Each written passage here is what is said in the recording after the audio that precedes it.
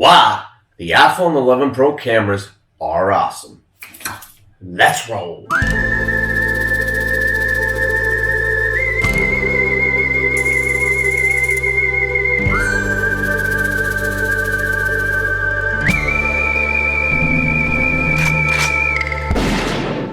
Hi, this is bobbydbuze, and if you're wondering why I look like I'm on the set for John Wick 4, it's because, well, quite honestly, I got kind of tired with the same old lighting setup every week, so I thought I'd try something new. Right, so this week, I just want to do another continuation video on the iPhone 11 Pro. Now, I already did the unboxing, and then I did a test. I just shot like outside, like exterior shots. I did a little video thingy. I'll link it somewhere here. You should go have a look at that one first, so that, you know, a lot of the stuff I'm going to say here will make more sense once you've seen them. And well, I like it. It's good. It's good. I mean, the footage looked very nice, very sharp, very crisp. There were a few issues, like, for example, the native app, the iPhone app, if you're recording video, it changes the white balance while you're recording. So when I was editing, I was like, what the hell did I do for like all the things that were going wrong? And I was like, it's changing the white balance itself. For that, you know, you need something like Filmic, which I'll talk about in a little bit. But overall, the quality is great. You know, I mean, very honestly, like, it's 8-bit video, which is the same shit you're gonna get from Sony's and Canon. So if you just want a camera that just shoots just as good as a phone, go for the iPhone, man. I mean, trust me, with YouTube compression, and if that's what your goal is, that's the YouTube videos and stuff, your phone's good enough now. Really is, and I mean that. And I know a lot of people are gonna say things like, oh, you know, but like with the small little sensor, it's not very good for low light. Yeah, it's not good for low light. Don't expect it to do low light. You wanna do low light? Buy light. That's it. Just buy a freaking light or buy a low light camera. That's your goal.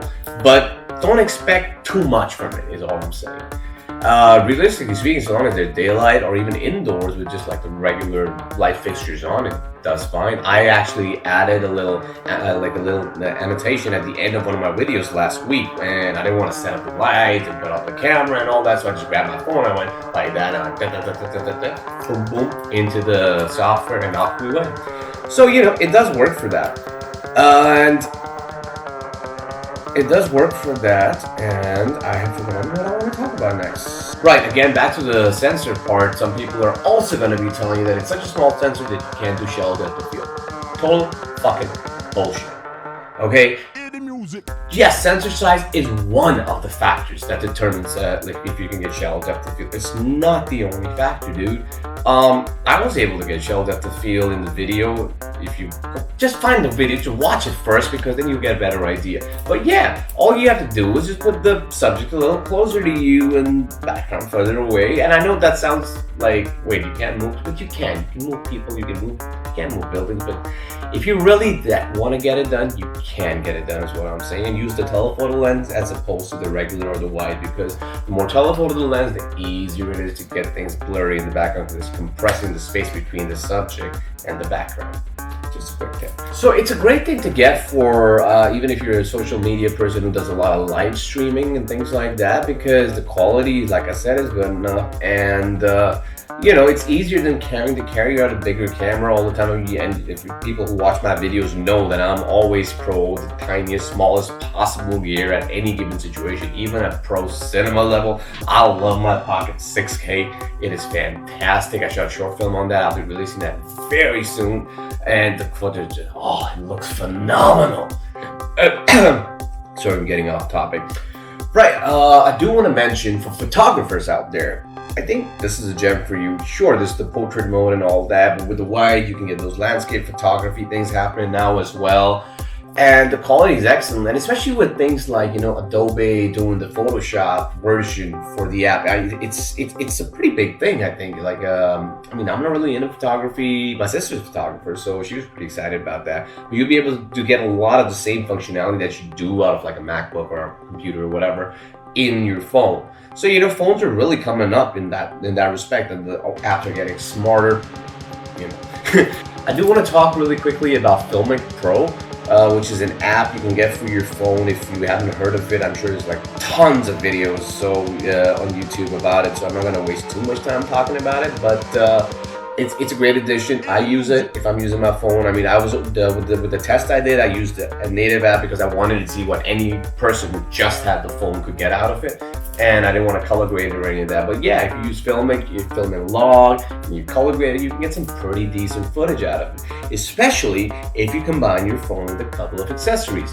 Now, I'm guessing those telephoto and wide angle lens adapter things you used to get are kind of useless now because you get the wide, the regular, as well as the telephoto, now all built in. But I mean, if you want to go a little cinematic, you can get the anamorphic adapter. I mean, I wouldn't, but if you want. One thing I would recommend though are ND filters. I have no idea who's making good ones for the phone right now. I have to research a little bit more myself before I can vouch for anybody in this department. But yeah, ND filters are always good, just like for everything. Like I like putting ND filters on every camera that I have. Even sometimes I put ND filters indoors, and that's for a more stylized look and this and that, and that's another topic. But yeah, other than that, get yourself like a mini GorillaPod, like a tiny one. Like see that light connected? That's connected with a tiny little GorillaPod connected to the boiler, so it just stays on. So get yourself one of those, and you can hold your phone like that for vlogging. And speaking of vlogging, I do want to see how good the phone itself will be if I want to just use it as a vlogging camera.